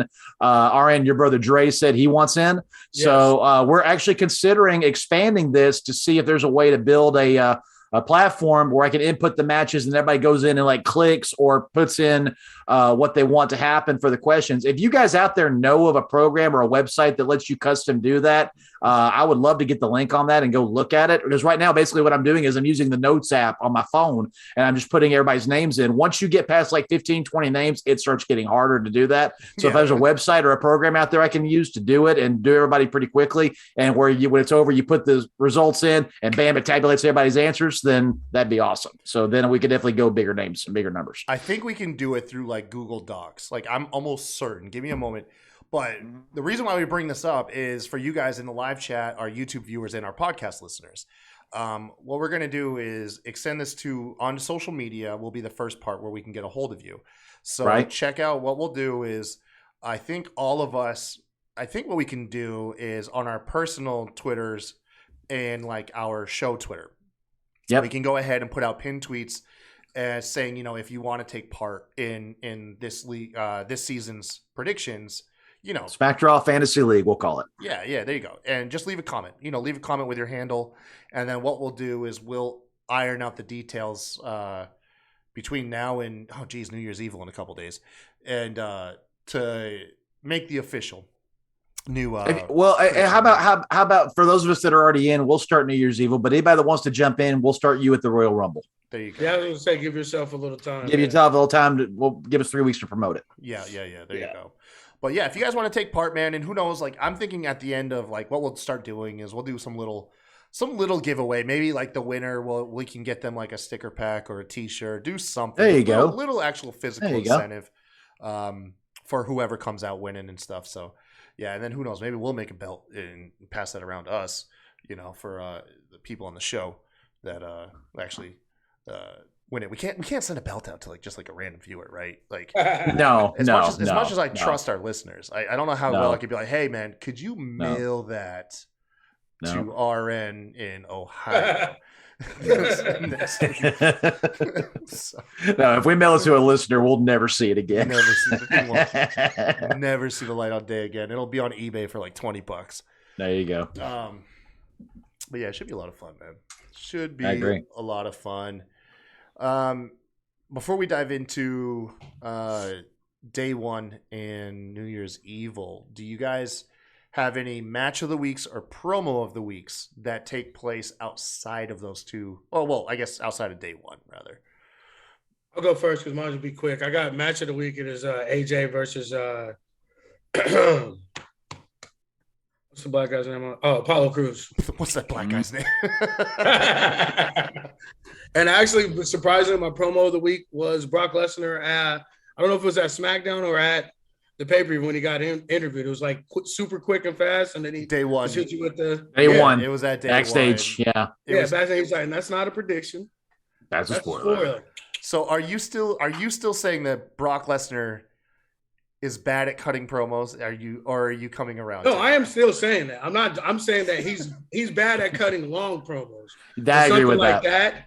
When he's straight to the point, like, and he can actually like get a one-liner off. That was perfect. That's why I picked it as, and I believed it, and it was funny, which we all know that Brock is. And I think we need to see more of that. I'd like to see more of the like boombox Brock more than the crazy animal Brock. You know what I'm saying? Yeah. Like, let him. I'd love if he just had that switch where he's just like kind of like doing his thing, and then as soon as he does that jump into the ring, that's when the fucking beast did y'all see last night? Like, there's 6 or 7 fans that posted that Brock like stopped going back up the ramp and got a selfie with them. I'm like, Brock never does that. Right. So there's a whole new edge. There's a whole new side of this character that it's hilarious. People think that he doesn't respect the business, but he's a baby face. He's willing to do the baby face stuff, man. You know? Yeah. That's awesome. No, I mean, dude, good guy Brock is the best Brock in my opinion. It is. Yeah, no, it really is. We're looking, but also I think it comes with age. Like, because look at what Randy Orton has done in his like older age too. They loosen up. They don't take themselves as seriously. They've already done it all. Now let's have some fun. Yeah, exactly. Yeah. You know, give me something fun to do. You know what I mean? And with Brock too, he's gonna make the money regardless. Even if he does, even if all those years he didn't say a fucking word, just came and stood in the ring and let Paul talk for him. Like, either way, he's getting paid. Mm-hmm. So do what you want. If you want to be funny, be funny. Fuck it. Yeah. My match of the week. No. So my promo of the week. My match of the week is actually on day one. But my promo of the week. I'm not gonna lie. I didn't get to watch too much wrestling this week. But once again, going with the safe bet. It was a CM Punk. CM Punk telling the world essentially he's over with MJF. However, don't be surprised if during their quest for gold, if he doesn't rear his ugly head and maybe, you know, interrupt MJF's pursuit too. I thought it was pretty good. It's obviously not the best promo. I wish I could go back and just watch that 20-minute back and forth between him and MJF almost every other week. But, but yeah, that was my promo of the week. What about you, Bama? Anything, either of yours? No, CM Punk was definitely high on my list. The one thing I didn't like about the original 20-minute promo is they basically threw every missile they had in their arsenal in it. I wish they'd extended it a little bit and let us have breadcrumbs. But I do think it's building to possibly Revolution. We'll finally see the two of them go at it, and I'm looking forward to that. My promo of the week is part 1 and part 2. This interaction between Grayson Waller and AJ Styles Raw, and then NXT. Okay. Great. Grayson, I definitely can tell they want him to be the MJF in the WWE, and he is getting nuclear heat. I hate him, and he's making me hate him on the microphone. So props to him. He's doing a great job. It just pisses me off is because it's showing you that when they can, or maybe it's somebody new, like they're making a new star right in front of our eyes. Yeah, they are. They know how to do it. And look at all the other people you've had for years that you've just ruined, literally ruined. But again, and I'm not trying to play devil's advocate. I'm just trying to throw a question. Is it because the people they had and went through these dramatic cuts, they had previous working experience elsewhere, and they kept going, that's not what worked for me over there, and so they kept bucking the system. And so Vince is like, if there's such a trouble, get them out of here. Whereas Grayson's like, I'll do whatever you tell me to do. Just tell me what to do, and I'll be a star. I think what it comes down to is, we've seen this before. Unless you are 100% undeniable, like Bryan Danielson, they do not like their wrestlers to get over organically. Vince or whoever just has this thing that is like, I only want stars that I personally make. The thing about it, though, he's in his late 70s. He hasn't really been the best at making stars. Okay, like he's a little bit out of touch. So you get this thing where it's like you have a guy who can't really help like create stars, you know, from thought, because look, you're out of touch, man, you know. But then you also add that with the fact that you don't like it when the people that you don't want to make stars are becoming stars. Get over in spite of you. Yeah. Yes. And so that's why we're at where we're at with WWE nowadays, where you know, it's fewer and further between. You know, you got the Cesaros, the Nakamura's, these guys that just the crowd loved them at one point, but they were not technically undeniable. They But now they got no fucking excuses. These are all their guys. That's right. They signed, that they put their shit behind. So I don't want to hear any questions in 4 or 5 years from now when we're back Braun in Breaker China. has been Right. Universal champion for 2.5 years straight. And for the first time since WrestleMania 36, NXT is being acknowledged on the main roster, and they're appearing on each other's shows. That has not happened in 2 years. So they are surreal. actually. Why did it take that? Why did it take this to get NXT mixing it up? Because this is the NXT Vince wanted. He didn't want Hunter's NXT. Oh, man. So stupid. I hate WWE's logic, not the company. Just it makes jackass logic. That's why I want us to get to day one, because that's what I want to talk about, WWE logic. Like, we're going. Man. Actually, you know what? We're going straight into day one at this point. What'd you guys think of the show? We're not going to do match of the week. Oh, my bad, Bama. Match of the week is in day one. Oh, okay. There you go. Mine is 2. Okay, yeah. So I guess we'll kick it off just because I think it was the second match of the night. My match of the week is actually going to be the Usos and the New Day. I mean, it's a safe That's mine. bet. That's mine. Yeah. Yep. I felt like that was cheating picking that match, honestly. No, I mean it was dude. It was the best match of the night. You know, it might what have been the best him. match of the week. That's what I'm saying. Like I felt like that was cheating picking that match. It was incredible. Great match. Yeah. It was like this. They were like, you know what? Reports had come out that they wanted day one to feel different, and they were like, you know what? How about we kick off the first? What they call it? The first premium live event. Like what the hell was Premier live event? What the heck is that? It's your first pay-per-view of the year. How? Oh my God! It's Stop not with the brand. I know they're not pay-per-views anymore. You pay Peacock, Oren. It's pay-per-view. Well, yeah, I guess. you pay Peacock. Well, actually, if you have Xfinity, you don't pay Peacock. So maybe that's what they mean. Either way, they told those boys, they're like, you know what'd be really crazy for the first.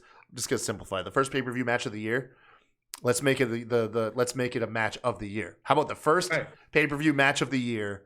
Let's make it a match of the year contender. Yeah, it was gorgeous, man. What a great match. Man, these two teams don't miss. These two they never miss. They're so good. They're so good.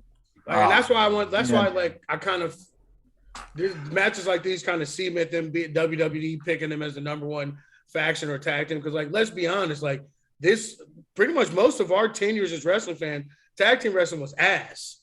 Them and the Usos have brought it, especially modern times, within the last 5 years. Most tag teams you think about are including these two tag teams. After the Attitude Era, tag team went off the bat. Well, that was the perfect segue. Let me ask y'all this. Would you guys put New Day versus Usos equal to Hardys versus Edge and Christian? Yeah, absolutely. Their work rate that's the thing about that was the one thing, like when I was singing WWE's praises before AEW and before a lot of the stale booking, I used to tell people, I'm like, you know, as cool as professional wrestling was in, you know, the 90s and the Attitude Era, I said the modern wrestling, and I think I'm prefacing like 2014, 2015 time period. Right. I said the modern work rate in professional wrestling is the best it's ever been in the history of professional wrestling. Yes, it is. You are seeing the most athletic, the most coordinated, gifted, talented people you've ever seen. Because if you go back and watch Attitude Era matches, they were ass. They're not that good. 10 of them were it was all about moments. It was about spots and moments. But their characters were developed better back then. That's why we were more invested in them. Yeah, exactly. So, but also too in WWE's defense too, like with the football stars and all these guys that we're giving all this praise to, these were all the like football athlete guys that they signed. Yeah. Oh man, no, it's crazy. But you could put the Usos and the New Day in any era of professional wrestling. Absolutely, and they're gonna be a beacon of tag team wrestling. And just think how many years the Usos would have been maybe they would have been looked at differently if they didn't wait like they did with Roman and wait until they were 10, 15 years into their damn careers before they finally turned him heel. I got a fun fact for you. Did you hear Freddie Prinze Jr., former 90s heartthrob, former producer of WWE. Right. Huge wrestling fan. Yes. Mm-hmm. Yeah. Did you hear that he essentially got the firsthand reason why Vince does not like tag team wrestling. Okay. He's the only person with a reported actual answer for the actual disdain of professional wrestling, and it's the least surprising answer I've ever heard. It's from a business standpoint. So apparently the story goes that Vince pulled Freddie Prinze, oh Jesus, aside, and told him essentially he was upset about a tag team match, and I guess I might not be remembering exactly. I just remember the quote. And Freddie Prinze asked him, what's wrong or whatever. And he's like, look at this. I now have to pay 4 men for 1 match. Yep. And that comes from pure business standpoint. Now no wonder he hates war games. Yes. What it came down to. So that's like the official answer. Like, I guess because we've always wondered, like, why does tag team get no attention and shit? Apparently, that was Vince's answer, man. It all comes down to money. I wish I could say I was surprised. Right? It's the least surprising answer. But is that still relevant today? Because they're not getting paid by the match; they're getting paid contract now. Is that still relevant? But Vince still remember. Yeah, Vince is still in his own world. Yeah. It's still his story he's telling. So who knows? Maybe out of those 4 men, you could have 2 of them cut. You don't even need them on the roster. You know what I mean? Right. Look at Heavy Machinery. Jesus, poor Tucky. Poor Otis. He had a chance to be with Mandy Rose, and look what happened. Oh, good grief. No, I don't care. Like Big E's title run. You know what? Don't be sad that it's over, man. Be happy it happened. Oh, I'm happy it happened. The big hairy guy got the girl. There's nothing wrong with that. RN, what was your match of the week? He already said it. You said it? Yeah. AJ. I'm sorry. My bad. What'd you guys think of the pay-per-view as a whole? Mid? I'll go B plus. B plus. So mid. Mid's like a C grade. B plus is above average. I'll say it had a strong beginning and a strong finish, and sometimes that's what matters the most. Yep. And then also in the middle in there, or towards the later half, Liv and Becky Lynch was actually better than I anticipated. Liv's best match of her career, probably. Oh yeah, once she hit that like tumbling like side flip power bomb. Yeah. I was like, oh man, Liv's been working. Her and Becky been back there working. And I love she has the Rings of Saturn submission. Yeah, I love it. I love it. I love it. Like they called it the Rings of Saturn. Yes, I love it. They called it that. They called it the ring. She got the rings on. So, which is great because her finisher Oblivion, there's only one way to do it. So your opponent has to be like stumbling into the ropes for you to hit that thing. Right. So she needed another move. I'm glad they gave that to her. That's awesome.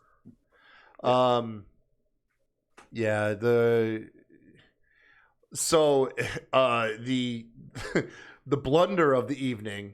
Let's talk about Rich Harland. Damn it, this is probably your coming out party, Rich Harland. And he gets his nose broken in the first minute of the match. And now Sheamus is a star again. Oh my God. I'm calling it 2022. Sheamus is finally going to get the one title he's never had, that Intercontinental Championship. Sorry, Shinsuke. Sheamus, it's his time. Put the belt on Sheamus. Yeah, jeez Louise, man. So Cesaro and Ricochet have a tag team match against Holland and Sheamus. Early into the match, Cesaro and Ricochet are working their like unique offense, and they do like an assisted flip, and Ricochet does a front flip and comes down heel first directly on Holland's face, man. Breaks his nose, is bloodstained all over the ring. He's taken out of the match. This happens in like the opening quarter of the match. Yeah. So you still have an entire match to go. But now you have the backward logic with the heel working face. You know, it never makes sense for a heel to be in the disadvantage in the handicap match. No. So did they call an audible? Did they do anything? Like, no. You just had Sheamus single-handedly beat Ricochet and Cesaro. Now, he did a few heel things to win, but it's 2-on-1. I mean, he's got to do what he has to do to win. There, my friend, is let you know that Ricochet, a.k.a. Trevor, or Cesaro don't mean a damn thing on this show. So really quick, Supersonic, he's been paying for his highlighted comments. So I want to make sure I acknowledge him. He Awesome, man. Did you see the tweet from Ridge Holland last night? And he says, he quotes it, he says, "It was bloody lovely." I saw that. It wasn't. You had to sit in catering, like holding your nose while you're, like I said, it was his coming out party, man. It was supposed to be his coming out party. It's that stupid fucking hat. I told you. He's just staying in character. I took one for Sheamus. He's just staying in character. Oh yeah, no, yeah. He'll come back. You know what's gonna happen, right? You know what has to happen. He's got to come out wearing the mask. He's got to wear Sheamus's mask. Yeah. No, call Cody. Have him send him his mask. He'll wear it. Man, you just have him wear it together, man. Have Sheamus like. That's right. Sheamus just had a mask on like last year. I forgot about that. Sheamus got his nose broken, and I forgot about that. Like the first that's so match perfect. after it healed, it got rebroken again. That's so perfect. Yeah, he's got to wear his mask. That's perfect. Absolutely. Yeah, no, or at least like the hand me down moment. He's like, you know what? I have something for you, fella, and he just hands him his mask. That's good, Kyle. I like it. Yeah, that's good. That's good. Poor Holland and Cesaro and Ricochet. He can't catch a break. Every time he's about to debut and pop off on something. Last time he blew out both his damn knees. Oh, that's right. That's right. Yeah. Was it the Grizzly Young Veterans jumped on him or Imperium jumped on him? One of the two. No, he was beating up. Breezango. Undisputed Era. No, Undisputed Era. He came out to beat up like Adam Cole or something. I forget. And his knees blew. Both his knees got. He was supposed to be the member of the group. Are you sure? Yeah, he was supposed to be the fourth member of the group. With no, I remember that, but then he had like a tag match with somebody. I don't think it was a UE because somebody jumped over the top rope onto him. The UE don't do that. No, it was like in a crowd or something. He had like picked one of them up and like both his knees exploded or something. I got to go back and watch it. I thought for sure like Tyler Breeze or Fandango jumped on him. I thought for sure that's what happened, but I could be wrong. Lorcan and Burge. It was Ed Fry said Lorcan and Burge dove onto him off the top rope and they broke his knees. Oh my gosh. Yeah, it says Ridge Holland. Where was it? I forgot about that, man. Yeah. Well, this is just his nose and not his knees. Nose break can be. You can deal with that. You can still wrestle with a broken nose. Yeah, I mean, it hurts like crap, but you can still deal with it. Yeah. You just can't take any. Yeah, you can't get hit in the face very much. Oh gosh, yeah. I wish they'll protect him. Just don't put him in a match with Carrillo. Don't put him in a match with Carrillo. Carrillo's the one who broke Sheamus's nose twice. It was the same person. Man. Yeah. Oh my God. Don't put him in a match with Drew. That Claymore on that nose, not good. Oh. So speaking of Drew, what'd you think about his match with Madcap Moss, man? Oh, it's always he made Madcap look like a shiny copper penny, man. He looked good against him. So do you think it was a good showing for Madcap Moss, or do you think the match went too long and made No, I think Drew wanted people to realize Madcap's not just a goofy sidekick that has bad jokes. The guy can go. I think Drew did that. The match was still too long. It was. I'll agree. It was 3 minutes too long, but I thought it was longer than the Fatal 5-Way. Yeah. Which makes sense if Brock Lesnar's in it. He shouldn't have a long match. Yeah, honestly, but still though, when Madcap Moss has the longest match of the night, or at least is longer than the main event, I think the longest match of the night may have been the tag team match. That or maybe as Edge and Miz. That was a long match, but it was great. True. Yeah, their match was awesome. That was a great match. Oh, and that's the next cliffhanger. When are we going to see Edge and Beth versus Miz and Maurice? Are they going to go Rumble, or are they going to let it burn all the way to Mania? Oh God, please don't let it burn to Mania. Like right. Edge. Listen, as much as I love this feud, and I do think we need to elevate it to like the tag team. Edge came out and got all of us old fans excited with this dream match lineup. Yep. Let us get to those dream matches. Since he's been back, It's been with Randy Orton. It's been with The Miz. Now, I'm not saying he hasn't had great matches in there, but it's like Seth Rollins. Seth Rollins, yeah. I want to see him with some of the young talent, man. I really want to see him with fresh matchups. Doesn't mean I hate this thing with him and The Miz. I'm ready for it to peak. Like, okay, Beth Phoenix came out. Have it go to Royal Rumble and just have a match there. And I agree. Be done with it. Yeah, be done with it. Please do not drag. There's one more seasoned veteran he wants to have a dream match with, and that's AJ Styles. And I'm here for it. I'm definitely here for that. Right. But I really do not want to see Miz and Edge at WrestleMania, to be perfectly honest with you. No, I agree.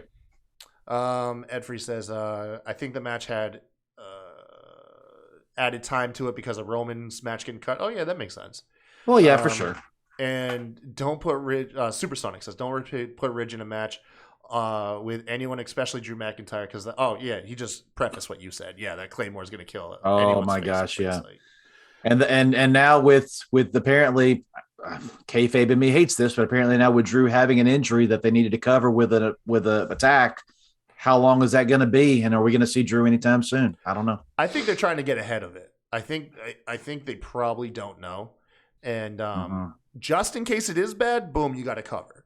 If it's not that bad, then he can come back and wrap up.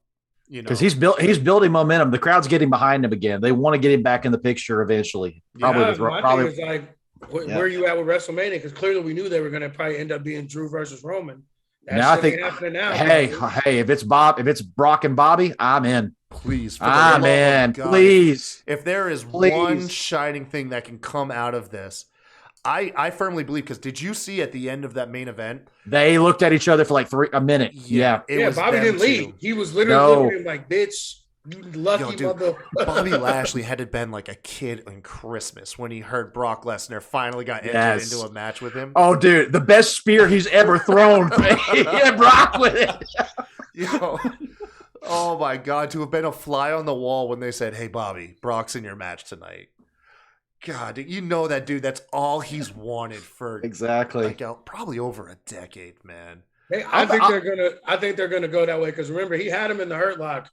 Yeah, Big E saved him. He didn't break out. Saved him. Yeah, they're gonna do like the Chris Masters thing where Brock will power out of Master Lock. Yeah. Then if they go that route, then if Drew needs more time to heal, do they pull the trigger early and they get Rock? No, I mean, that's the thing. You can't get Rock. You can't get him. Like Rock's already got a schedule set. There's no way. I think it's gonna be like this. I think you're gonna get if I get what I want, it's gonna be Bobby and Brock at Royal Rumble, and then Brock and Roman at Mania. Makes sense. Yeah. And I don't know what Roman's going to do at the Rumble. Probably just like a cheap defense or something. Unless Bobby wins the Rumble and he picks Brock. Right. Yeah. I just think Big E got screwed again. So let's. Kyle says, I got a bad feeling we won't get Lesnar versus Lashley. I almost feel like WWE feels like that match last night was enough to appease the fans. They read Twitter. They know the fans are excited about this. They know the fans want to see There's a reason why they didn't give him a stare-off moment. I was actually thinking they were going to get like a team-up moment, to be honest with you. Yep. I was thinking that they were going to... I knew that wouldn't happen. Bobby's been calling him out for fucking 10 years. Yeah. There's no way they were going to do a team-up moment. Yep. And then Ed Free says, and that'd be great because Lashley was the one who broke the Master Lock first. Oh, shit. Yeah, I forgot about that. Yes, he was. Yeah, man. That's dope. Yes, he was. Ed Freeze. Thanks for the callback. Wait, what? I remember when he did it, too. That was a big moment. Well, that's dope. That's why he took it, bro. You keep what you kill. Yes, you do. Yes, you do. Yes, you do. I didn't even think about that. That's actually dope as hell. Yeah, no, what long-term storytelling you could get there. Absolutely. That's why it's not going to happen. Yeah, I'm interested to see what happens. There's been rumors of Roman being Universal, Brock being WWE, two champions fight at WrestleMania to unify the titles. I don't think they're going to do that, but that means one of the two's got to lose before Mania. Yeah. Man, I don't know. Well, because I could see like Roman doing something. Yeah, but then again, what the hell would be the point of the Rumble winners if the two titles are exactly exactly then you got a triple threat, Matt. I mean the only triple threat that would make sense is Roman, Drew, and Brock because Drew has history with both of them. That's the only one that would make sense. I would do Roman. I would do Lashley, Lesnar. Lesnar loses, wins the Rumble, challenges Roman. There you go. Okay. Yeah, and then Lashley's got the belt at Mania, and then who knows? Maybe Drew can come back and get it. A Mania rematch. Maybe. Although Drew's on the wrong show. Never mind. I don't make sense. Or maybe Big E gets his redemption at Mania. Gets redemption. Yeah. Yep. I'd much rather have that because I'll save it for when we get there. Supersonic is saying that Sasha Banks was injured during a live event. Possibly. Oh man. Abraham Goldberg factors in here somewhere, dude. Don't put that out there, episode, man, please. Although Goldberg said on Pat McAfee's show, his contract says he has one match left, and this probably will be his last match. Cares? Who the fuck? Who the heck would Goldberg want to have his last match with? That's the only thing that I'm thinking about now. How about my hairy butthole? There you go. Oh my god. Either way, it's gonna be shit. Yeah, probably. Something that wasn't shit. Von Wagner. Liv Morgan and Becky Lynch, boys. So we already covered this quite a bit. Bama, you believe Liv Morgan's gonna retain momentum after this? You think so? I think they're gonna do exactly to her what they did to Becky. She's gonna lose the title or they'll lose the chance at this point. They'll push her back for a month. You give her time to lick her wounds. She'll have either a good showing in the Rumble and then get into the Chamber, or if they really believe in her, she'll win the Rumble. But I don't think she's going to win the Rumble because then you got to build 3 months to Mania with Becky after they've already built 3 months with her already. True, yeah. So I think Liv will have a great showing in the Rumble, maybe even get to the Final Four, and then the winner will probably be the one that eliminates her. Then she'll go into the Chamber, win that, show how tough she is, and then say, okay, Becky, 1 more month with that title. Here I come. If they want to do it that way. Now, if they want to hold off on her longer, she could win Money in the Bank. All I'm saying is they're not going to throw her to the back of the line and she's never going to get another title shot again. That's not happening. I don't think so. I'll give it the benefit of the doubt. I don't think they are either because I think she has a genuine fan base. And a lot of the women don't. And it's not the Nikki Ash shit where they made her superhero to get her that because as much as I love Liv, that's not the match I want. The match I want, I don't even know if can happen because I don't know if she's physically able. But the match I want is Bayley and Becky. That's what I want. Yeah, that's an idea. That's what I'm saying. Like Liv's been organically just cultivating this fan base. Yeah. So I don't think she's gonna be in the title picture necessarily, but I don't think she's gonna be that far out of it either. No. I think she's gonna be right on the edge.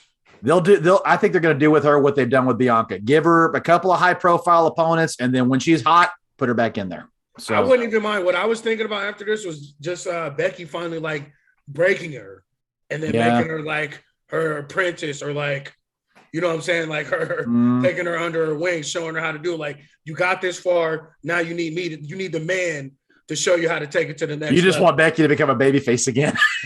No, I want her to be. I know. This is the thing. It could be Bray Wyatt and Randy Orton. Daniel Bryan. Right, that's what I'm saying. Her Daniel Bryan, Randy Orton, same thing. Yeah, smacking her and stuff, beating the shit out of her in the training and shit, to where it's just the fans get to see Liv's tougher than we fucking thought. Yeah, and then also make her do some heel shit for knowing that she's doing it for Becky, so the crowd's gonna love her like a babyface because they know why she's doing it.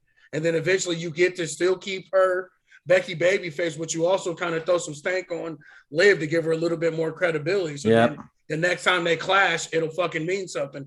She's finally going to get her comeuppance for Becky being such a bitch to her this whole time. You know what I'm saying? In my head, that's how I went though. Let's say Eric says he thinks Bayley and Lacey Evans will both be in the Rumble. Lacey, I think, is a possibility. Bayley's injury, minimum 6 months, max a year. The Rumble will be 6 months. Lacey's so it's unlikely. For the Rumble. Yeah, Lacey's I think so too. For the Rumble. So is Asuka. Asuka's back too. 6 months, ain't it?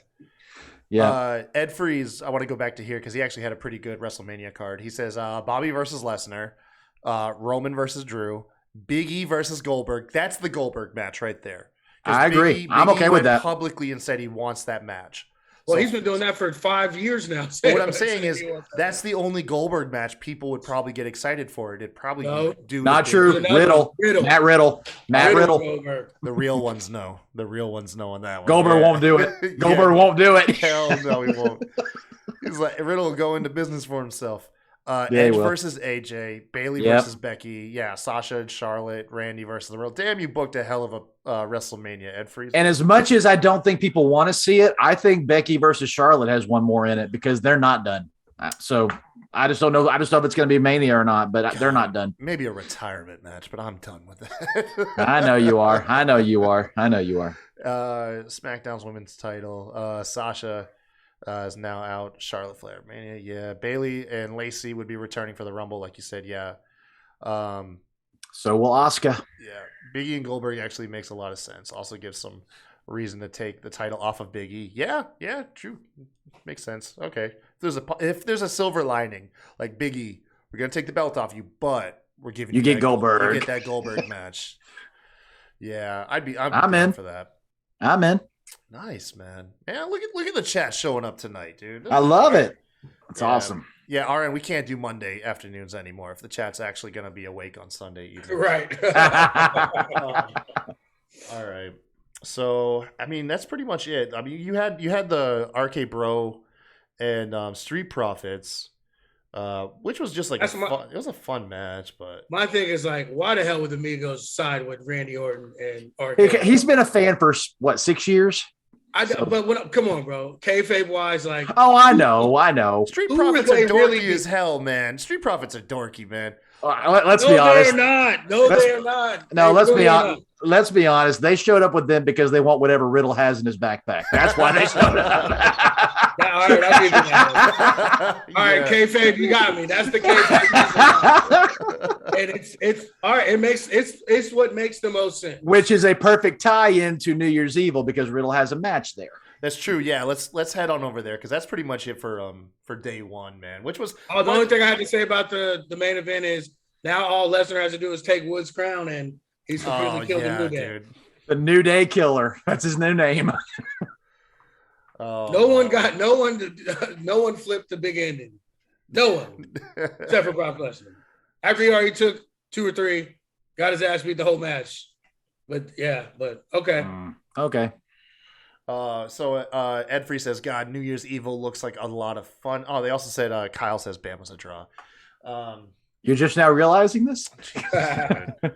Let's pull this up, man. So obviously, I'm gonna let you guys probably watch a lot more NXT than I do. I try to watch it. Well, I mean, let's throw out the first thing. AJ is saying he's going to show up and confront Grayson Waller. What will come out of this? Because they're apparently not having a match. So,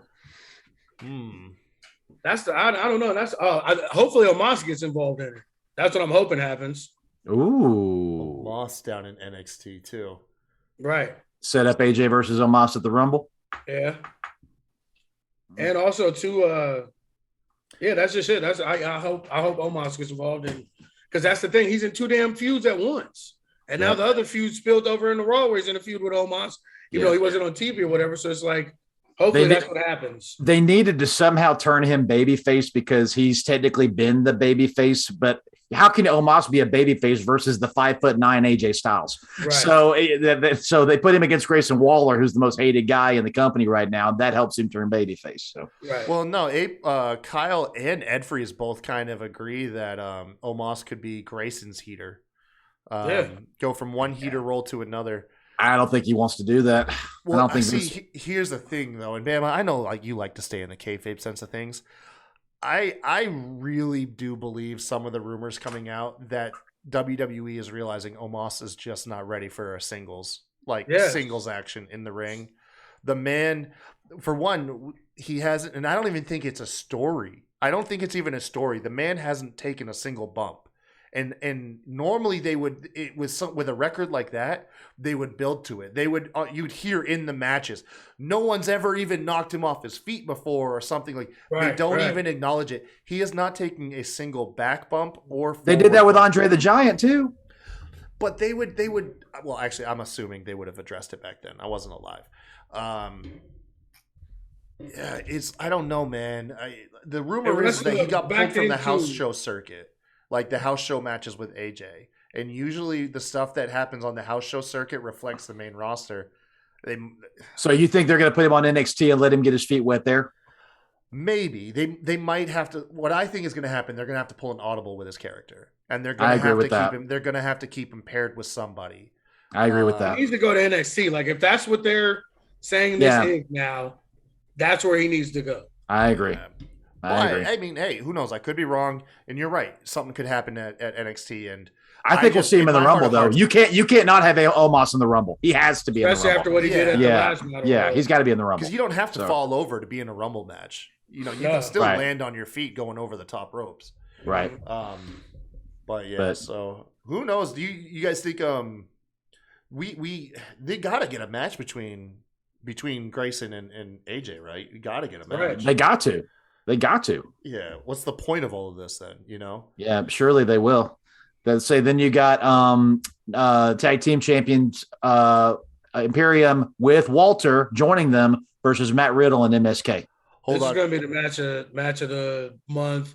It's going to be a match of the year candidate just for Walter and Riddle alone. That moment when Riddle gets tagged in and they tag in Walter and they walk slowly to each other. Oh man, I'm waiting for that. Really quick. I just have to acknowledge Ed Freeze because he just booked another Maven spot. Have Waller eliminate AJ from the Rumble. Yes. Could you imagine? Yes. Oh, dude, AJ would murder that kid. Yes. All right, but yes. yeah, Walter and Riddle. Jeez, Louise, buddy. You're talking about laying it in. These two are going to beat it's going to be a lot of red out of each other. Yes. It's going to be a lot of red chests. Yes. Yes. Which would you rather get, a chop from Walter or a kick in the chest from Riddle? Kick in the chest from Riddle. Kick in the chest from Riddle. Kick in the chest all day. Yep. Yep. That's going to be a bloodthirsty match. Then we have by the way, who wins it? I'm gonna say I'm hot for this match, and I'm gonna go with Imperium. Riddle shouldn't lead his team to victory. I'm gonna go. Only reason I'm going Imperium is because Walter. We haven't seen Walter in how fucking long in America. Like I don't think they're gonna bring him over and have him lose again. Because again. Yeah, exactly. Yeah, I'm hot and I agree. I think Imperium wins it. We have let me before I find the other two, we have the women's championship match, which is Mandy Rose defending against Cora Jade and Raquel Gonzalez, triple threat match. And Raquel and Cora Jade do not like each other right now. Cora is eating that pin, man. I don't think she is. I don't think she is either. For real? I think Raquel takes the pin and Raquel's gone. Yeah. See you in the Rumble, Raquel. Welcome to the main roster. That's true. No, that is true. Raquel Gonzalez does look primed. No, also because we watch NXT, they are protecting the shit out of her, even against Raquel. So that's why I don't think she's taking the pin at all. I think it's definitely going to be Raquel. That's true. Yeah, because they really did start that momentum at War Games with Cora Jade and right. Yeah, the bits and pieces I've seen. Yeah, they really do seem like they're trying to, like, her fan base is swelling online. Jesus, look at that little spat between her and Darby Allin. Like, if you pulled Twitter, dude, Cora slaughtered him just with the Twitter interaction alone. Right? Yeah, if they play this right, Cora Jade could be the next AJ Lee easily if they pull this right. Hopefully she stays good in the ring, man. Like, I think she will. She's a little. She's sloppy. She's a little sloppy, but so is. Hey, she's also 20 years old. 20 years old. Right. I say so is. And Carmella. Honestly, like I wouldn't say so much AJ Lee. I think she's like a better version of Shotzi, honestly. But just the punk skateboard, just her ring style too. Like it's a little bit of everything. Well, I agree. She's a hybrid. She's not a mirror image, but when I see her come down the ramp, she reminds me of AJ Lee without the skipping. But while anyway. RN's trying to recover, Eric asked, "Do we think any of the released wrestlers from the last 2 years will show up in the Rumble?" Braun Strowman, possibly. Yeah, Braun Strowman would be one. X-Pac will show up, I think. He wasn't released. No, he wasn't released, but he said, "I'm ring ready. I can't wait to get back." I think he'll be in the Rumble. Eric's question is pertaining to released wrestlers. Oh, released wrestlers. I thought you said past wrestlers. Yeah, okay. People that have been released in the last 2 years. Yeah, I agree with you. Braun Strowman, I don't know where else he can go. Yeah, Braun or Bray Wyatt would be the only two in my mind that would make sense for WWE to be like, "Oh, crap," and pull him back in. I agree. I agree. Dude, can you imagine if the lights go low on the Rumble and the Fiend shows up? I don't know what the fans are going to do. As big of a fan of AEW as I am, I would be happy initially to see the Fiend come back. For one, just because they did show that if they showed that they can book him correctly and incorrectly. Yep. Yeah, it'd be interesting. Also, besides the way his entrance theme too, Code Orange, that is a terrible theme to just never hear again. 100%. Yeah, just Code Orange's music was badass, man. He said Rowan could too. As much as I love Rowan, I don't think WWE gives a care about him. No. No. Yeah, Rowan's highlight was definitely working with Daniel Bryan. Yeah, 100%. Back to NXT. Carmelo Hayes, the North American champion, versus Roderick Strong, the cruiserweight champion. This will be unified. Ryan Satin reported that the interview said the North American Cruiserweight Championship. Please tell me that's not what's going to happen. God, If anything, 205 Live is just a fun show like they're having women's matches on 205 Live now. So I think it needs to be just the North American Championship. If they make it the North American Cruiserweight Championship, that makes no sense. They can't. Well, for one thing, the only two cruiserweights in the damn company are Roderick and Carmelo.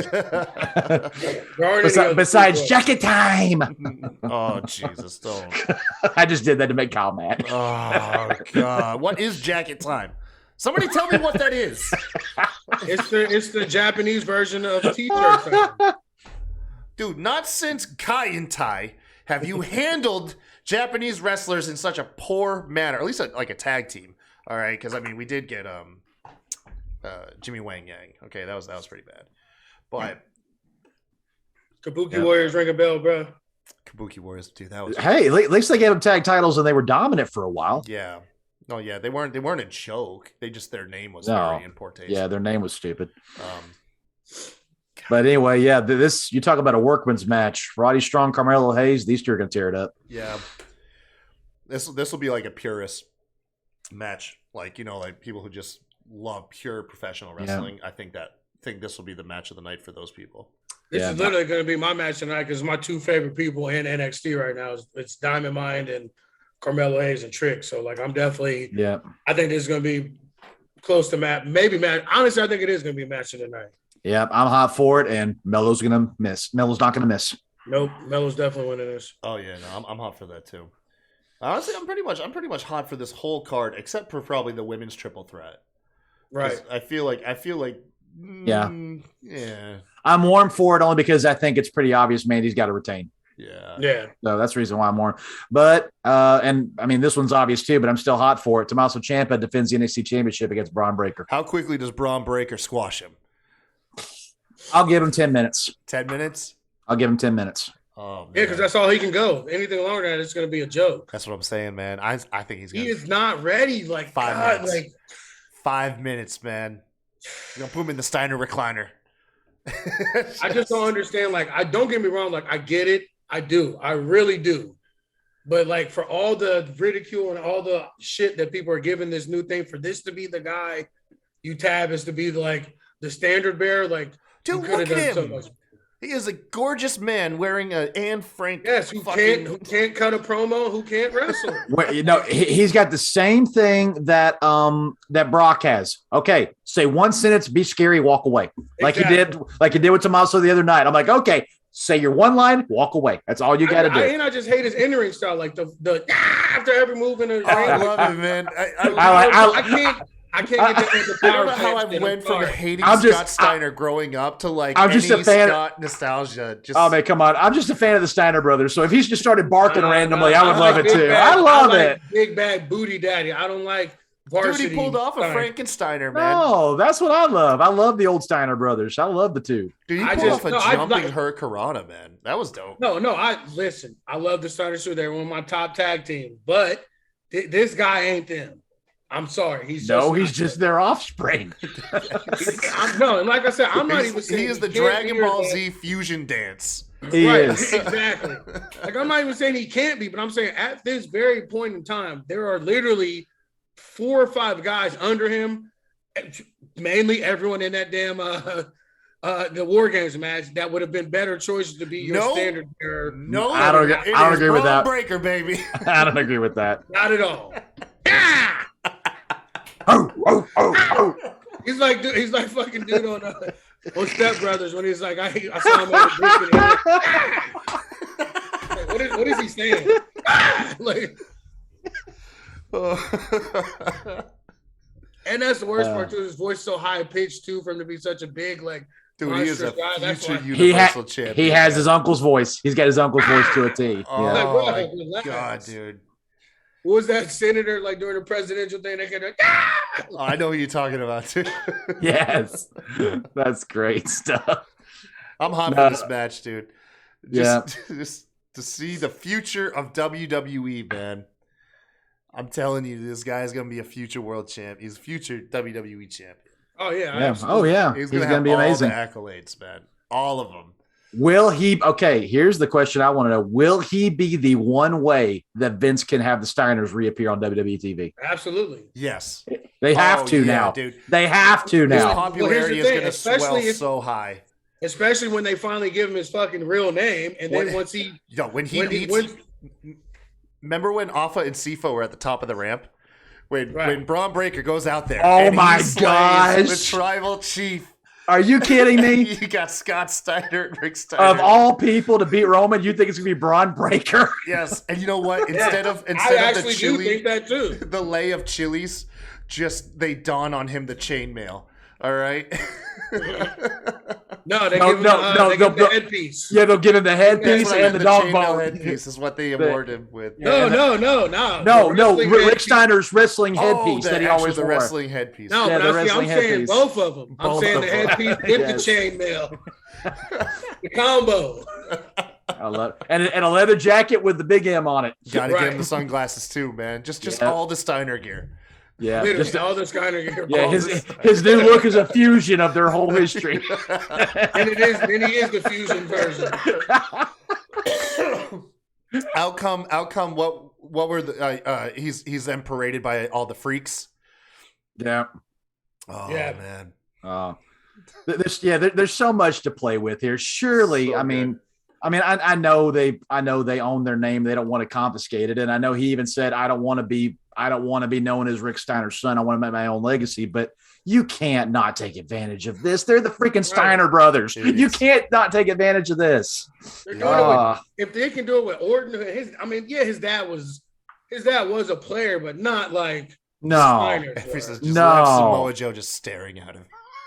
Right. Hey, no lie. If Samoa Joe wants to come back and say, "Hey, by the way, I never lost my title. I had to relinquish it. Come here, little boy." Hey, I'm thinking more of Samoa Joe's feud with Scott Steiner in TNA. I think that's what he's alluding to. I beat your daddy. I'll beat you, boy. I'm in on it. I love it. I'm in on it. Fantastic I love it. Stuff, man. I'm so hot on this match too. Yeah, New Year's Evil is gonna be must watch. I'm gonna try to be parked in front of my TV to watch it. It's gonna be great. Man. Wait, what day is it on? It's on Tuesday, right? Tuesday, 8:00 Eastern Standard Time. All right. Yeah, man. I might do a live reaction to that. I don't know. Maybe. We'll see. We'll see. Good stuff. But oh my God. Yeah. I guess that's it. I think that's the show right there. I don't really have anything else planned on here. And it's gonna be hard to top the Braun Breaker. So yeah, man. Oh yeah, we got Wrestle Kingdom. When is Wrestle Kingdom, by the way, really quick? Isn't it this weekend? I think so, man. I really think so. Yeah, it's normally the first week of January. So I think Will Ospreay is coming to challenge Shingo. Is that right? January 4th and 5th. Yeah. And 8th? What? 4th, 5th, and 9th, they said? I think he meant 6th. Yeah, your 9 needs to be upside down. I'm looking at because even on Wikipedia it says January 4th, 5th, and 8th. 8th, okay. So he hit the 9 by accident. Okay. Well, so it could be time zone stuff too, you know. No, he did say 8th. All right, cool. Dang, okay, so I knew about the 4th and 5th. Wrestle Kingdom now 3 days. Jesus. So that's Tuesday, Wednesday, and Saturday? Is that right? Yeah, Tuesday, Wednesday, Saturday. Yeah, interesting. Dude, Wrestle Kingdom's just going to eventually just be a week-long event. Like, that's all of it. It's just going to be a week-long. One of those days always ends up being like the tribute to like guys that are retiring or for like the young boys. And then the 2 days end up being like the actual card. Mm-hmm. Yeah, I know I'm going to tune in. So I never keep up with New Japan. Me neither. But I always tune in to Wrestle Kingdom, whether I'm catching it, like late. You got Roku? Can you get Roku channel? I've got the Roku channel. They got they got the New Japan on there. I've been watching it. Literally, it started like in 2019. I'm almost caught up to 2021. Well, halfway through 2021. Okay. Maybe we'll have you catch us up. Yeah, you need to give us like a clip of the week on the most watched match of the week in New Japan or something. We'll get Savannah in here from She Showcase. Oh yeah, she's big on New Japan. Yeah. We'll get her, man. But Marie Shadows is too. Oh yeah, she is. Marie's all over the place with her wrestling, man. She's got her hands in everything. Mm-hmm. All right, you guys. Well, that's our show. Fantastic time, man. We ran almost 2 hours, by the way, which is a really good. Time flies when you're having fun. Yes, right. Sir. I figured it'd be something like that. I mean, and for us being together for the first time in damn near probably 6-7 months, honestly. It's been a while. Yeah. Thank you guys, everybody that watched. It's kind of late to ask people on YouTube for their subscriptions again, but yeah, like, subscribe, all the YouTube stuff, and then. Yeah. If you listen to the audio version, geez Louise, how are you not tuning in to these live streams? Hope you reached your destination by now.